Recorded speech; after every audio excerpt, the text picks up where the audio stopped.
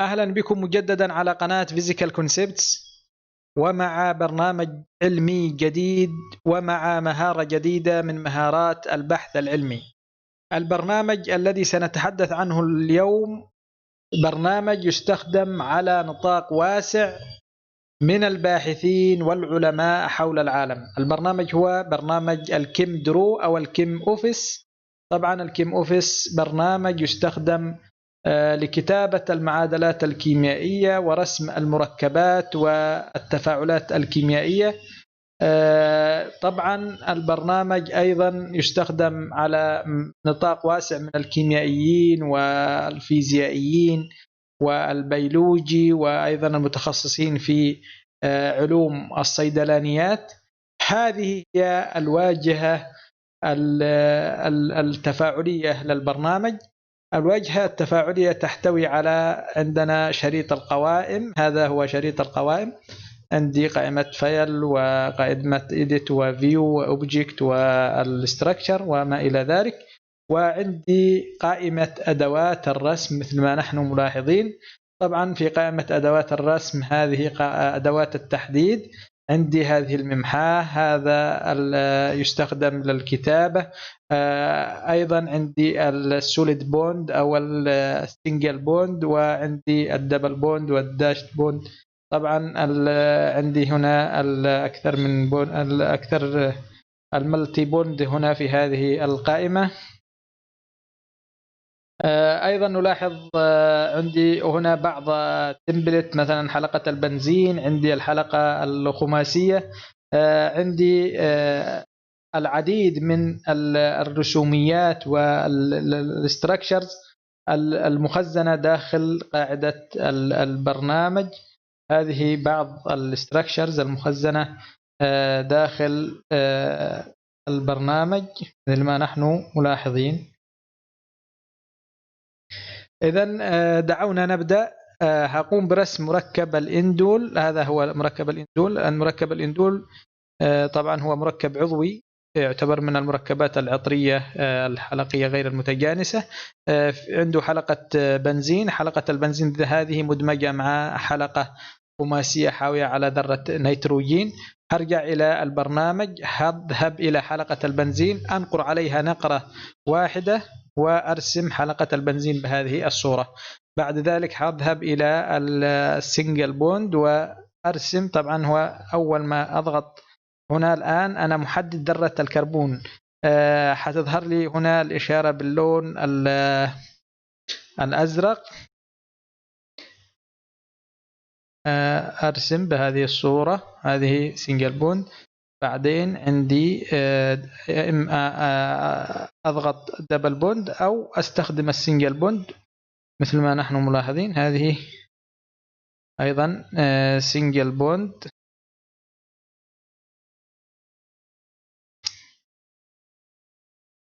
طبعا أنقر مرة أخرى هتظهر لي البوند الثانية. من هنا أيضا سنجل بوند. أرسم هنا فوق، أضع ذرة الهيدروجين. طبعا من أجل إدراج عفوا ذرة النيتروجين، من أجل إدراج ذرة النيتروجين هقوم بالتأشير على رأس البوند. هتظهر لي، يتحول المؤشر إلى حرف الإي. أنقر نقرة واحدة، هيظهر لي الصندوق الذي أقوم بالكتابة فيه. أعمل هنا NH2، وبعد ذلك آخر بوند معنا الذي هي هذه. تمام. إذن بهذه الصورة استطعت رسم المركب الإندول الذي هو هذا. طبعا هنا لو أردت تحسين الميلان الذي هنا، عندي الممحاة، استخدم الممحاة. أقوم مثلا الآن لو أريد مسح هذه البوند أقوم بمسحها. لو أردت مسح الكتابة، مسح هذه البوند، أو عن طريق التراجع بالضغط على زر كترال سي، كترال زد عفوا، بالضغط على كترال زد على الكيبورد. إذن هذه ال NH2 وهذه الرابطة الأخيرة هذه الصورة. إذن هذا هو مركب الإندول. طبعا لو قمت بتحديد هذا المركب حستخدم هذه الأيقونة للتحديد وقم بتحديد المركب. لو أردت عمل روتيت للستركشر بهذه الصورة، طبعا هنا يعطيك الزاوية وهنا. طيب لو أردت تحويل الاستراكشر إلى النيم، أتأكد من النيم، هروح إلى قائمة استراكشر وأعمل convert structure to name، هيقوم محول لي الاستراكشر إلى النيم تبع هذا الاستراكشر. طبعا مسجل لي هنا 1H اندول، هذا هو المركب الاندول الذي قمنا برسمه. في مهارة ثانية، لو أردت إدخال الاسم وتحويل الاسم إلى الاستراكشر، فعندي من قائمة structure convert name to structure. مثلا الآن لو أدخلت هنا كتبت بن تاسين، طيب البن تاسين بعد ما أكتب الاسم المركب أو اسم الاستراكشر الذي أنا أريد رسمه، أضغط على أوكي، هيقوم راسم الاستراكشر مثل ما نحن ملاحظين، هو رسم هذا الاستراكشر. طيب لو أردت تحويل الاستراكشر إلى ال 3D، طبعا الكيم اوفيس عنده هو برنامجين، برنامج في ال 2D وبرنامج في ال 3D. أذهب إلى قائمة فيو، من قائمة فيو أذهب إلى شو كيم 3D، هيقوم مظهر لي الاستراكشر هذا في ال 3D مثل ما نحن ملاحظين. طبعا لو ضغطت هنا على هذه الأيقونة هيقوم فاتح البرنامج الكيم درو 3D. ننتظر بضع ثواني حتى يقوم بفتح البرنامج أو فتح الاستراكشر على ال 3D. الآن فتح ال 3D مثل ما نحن ملاحظين، هذا الاستراكشر في ال 3D. طبعا هستخدم هذا الزر لعمل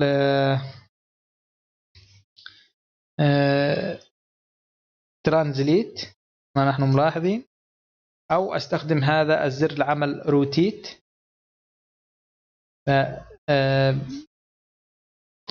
لو أردت عمل دوران للستراكشر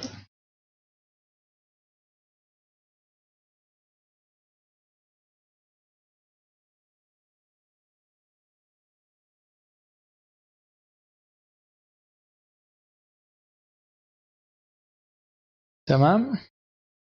هذا لو أردت تحديد الاستراكشر، الآن حددت الاستراكشر، بإمكاني بعد تحديد الاستراكشر أنسخ الاستراكشر على برنامج الوورد عن طريق الضغط على كترل سي على الكيبورد، أو عن طريق الضغط على زر الماوس الأيمن وأختار كوبي هنا وأروح إلى برنامج الوورد.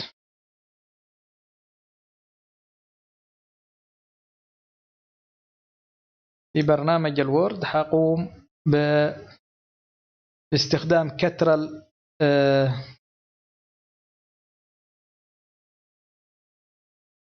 في طبعا للصق، أو بزر الماوس الأيمن وأضغط بيست.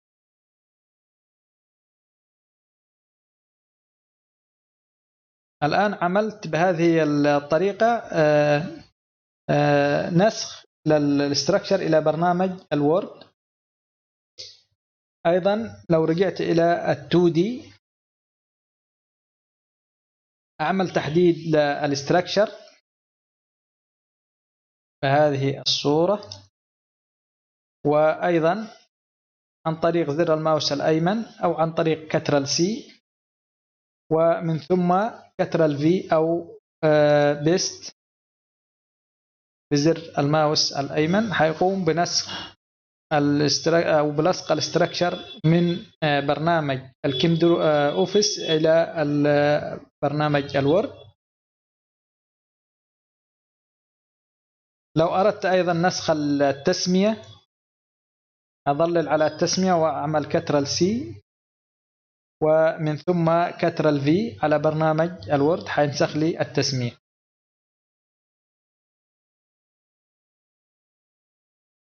إذن طبعا في حاجات أخرى في ال 3D في الكيم أوفيس 3D سنتناولها في حلقات قادمة إن شاء الله.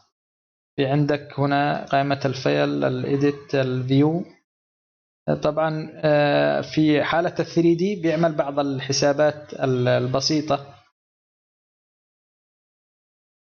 طبعا هنا الحسابات بإمكاني مثلا إضافة عمل ترقيم للذرات أو إضافة الرموز على الذرات وما إلى ذلك من الخيارات المتعددة داخل برنامج الكيم أوفيس 3D. هنرجع إلى 2D مثل ما نحن ملاحظين. إذن تعلمنا كيفية الرسم وكيفية تحويل الرسم إلى النيم وكيفية إدخال أو العكس الذي هو تحويل النيم إلى الاستراكشر. أيضا بإمكاننا استخدام التمبلت الموجودة داخل البرنامج. مثلا لو أخذت أي استراكشر من هنا روماتكس، مثلا لو أخذت هذا الاستراكشر أنقر هنا نقرأ مع السحب حيقوم راسم الاستراكشر، وبالتالي هذه التمبلت بتوفر لي الجهد والوقت. في بعض أيضا الأشياء الموجودة داخل البرنامج في خيارات كثيرة. هنا مثلا